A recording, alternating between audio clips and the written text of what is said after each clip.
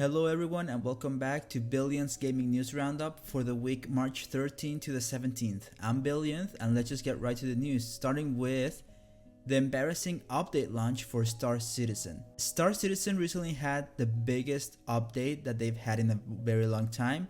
The interesting part of this update is not what the update itself entailed, but rather what a failure the launch has been. When the update launched, the launcher for the game became unresponsive for a large chunk of players, with a lot of people not being able to even log in. The developers took the game offline so they could try and fix it, and they were able to fix some of the issues, but it went from total outage to partial outage, which is better but not the best. Even the people that were able to play the game are reporting that a lot of the features in the game itself are not working. The status tracker in their website, which you can see in the picture right next to me, even still shows a partial outage. This picture was taken like 30 minutes before I started this live stream, so they still need to fix this. The next news is the mixed reception that the demo for Dead Island 2 has received so far. Some people have gotten their hands on a about 5-hour demo of Dead Island 2, and they have been giving their impressions of the game. They are praising the gore thanks to the flesh system in the game, which shows the damage you are doing to the zombies by showing their limbs falling off and such. And the fact that the game is actually playable is amazing due to the game being in development hell for a very long time. But the developer Dambuster Studios has been able to come with something playable, which is amazing. The combat seems a little bit clunky and repetitive, at least from what people have been able to play. Maybe it gets better in the later parts of the game. And they have also complained that the level design seems to be a little bit samey, which sucks, especially with it being a linear type of game. The game is going to be releasing April 21st for everything except for the Switch, which is not surprising. Now, some bad news coming from Ukraine. The developer for S.T.A.L.K.E.R 2, GSC Game World, has been hacked. The developers announced on Twitter that they were hacked by a community of Russian hackers who are trying to blackmail and intimidate the studio. This has not been the first attack that the studio has had, but they stated that they will not budge and they will keep supporting their country of Ukraine and ask their fans to not spread any leaks that may surface, since it could dilute the experience of the game once it comes out. The game is going to be releasing on Game Pass, so make sure to not spread leaks and to support the game when it comes out. Let's head on over now into some Hitman news, with the news that the next Hitman game is in hiatus right now. How do you say that? Hiatus? So IO Interactive, the developers of the Hitman games, is currently focusing on continuing the experiment with the current Hitman game, Hitman World of Assassination, and they are also working on both a new fantasy IP and a game based on the James Bond series. So they have a lot of stuff in their plate, so they're deciding to keep the next Hitman game in hiatus while they work on these other things. They have stated though that they eventually do want to make the next Hitman game once they figure out everything they want to with the experimentation in the Hitman World of Assassination game. Now, if you're a fan of Persona, this next news is gonna be hopefully good. A new Persona game has been announced for mobile. It's called Persona 5 The Phantom X. The game is going to be developed by Black Wings and published by Perfect World.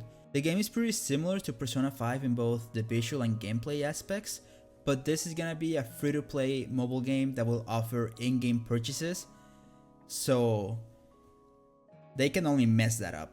I don't have a lot of faith in free-to-play in-game purchases games. There's no release date yet, but Persona 3, 4, and 5 are currently available in pretty much everything, and they're even on Game Pass, so if you want to, give them a shot, see if you like it. See if you can get excited for a mobile Persona game.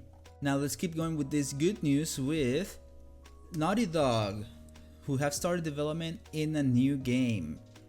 Now, before talking about the development of the new game, let's talk a little bit about the sales for The Last of Us Part 2, because they have increased due to the popularity of The Last of Us show, as well as the fact that the first season just ended and the first season is the first game. So people want to know what happens next, they're buying The Last of Us Part 2.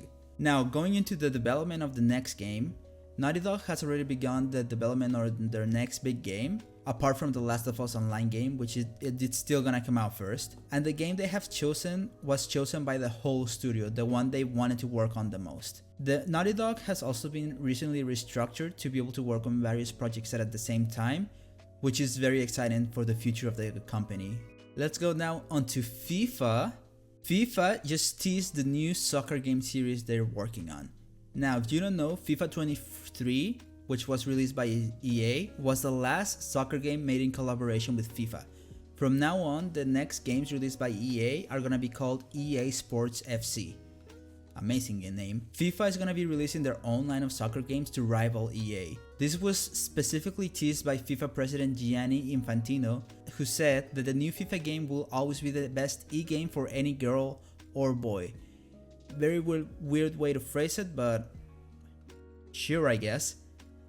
He also stated that the news are gonna be coming very soon, just not yet. It's good that there's gonna be more competition in the soccer video game market since it's been dominated by EA for a very long time now. So hopefully this is gonna lead to better soccer games and maybe even EA making better soccer games themselves. Let's go now into some news about game studios opening up, specifically by ex-Blizzard devs, which is very interesting. So the first studio has been created by former Diablo devs, Jay Wilson and Julian Love. They founded the game studio called Gas Giant Games.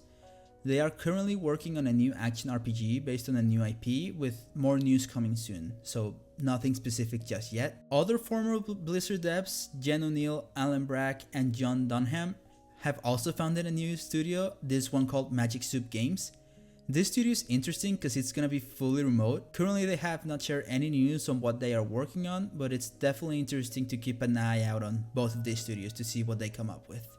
Speaking of ex-Blizzard employees though, the vice president of Overwatch 2 is leaving Blizzard. John Spector, who's the vice president of Overwatch 2, announced this on Twitter that he will be leaving by the end of March. And there are currently no news on who is going to replace him. He has worked at the company for 6 years, so it's interesting to see him leave at this point in time. Nothing else to report on that front though. So let's go back to good old Microsoft signing deals left and right. Microsoft has signed deals similar to the ones they signed with Nintendo and Nvidia relating to Call of Duty and Activision games on their services with the company Ubitus and Boosteroid. Ubitus is a Japanese company that focuses on creating cloud versions of games such as Control for the Nintendo Switch, and Boosteroid is a cloud gaming service that's based in Ukraine. It seems that everyone except Sony is signing these deals, so we'll see how that affects the FTC, the EU, and the UK decisions on the Activision merger. Speaking of the FTC though, interesting news relating to Epic Games. The FTC is forcing Epic Games to pay $245 million to the users. The FTC has ordered Epic Games to pay this due to some shady tactics Epic Games used to trick people into making unwanted purchases in Fortnite. Most of these tactics involved confusing and inconsistent button configurations, which led to purchases being made with a single wrong button press, without confirmation that you actually wanted to make that purchase. It has also been very easy for children to make purchases without parental consent, which is a big no-no. Epic has also banned accounts that disputed the charges through their banks. The FTC has ordered Epic to pay the $245 million in refunds to customers, and they're prohibiting the use of the tactics that Epic used to make those purchases. And they're also prohibiting Epic from banning accounts that disputed charges. It's gonna be interesting to see how this affects Epic Games and their ability to make money in Fortnite. That's gonna be the news for this week. Make sure to let me know what you think about any of the news that I talked about today.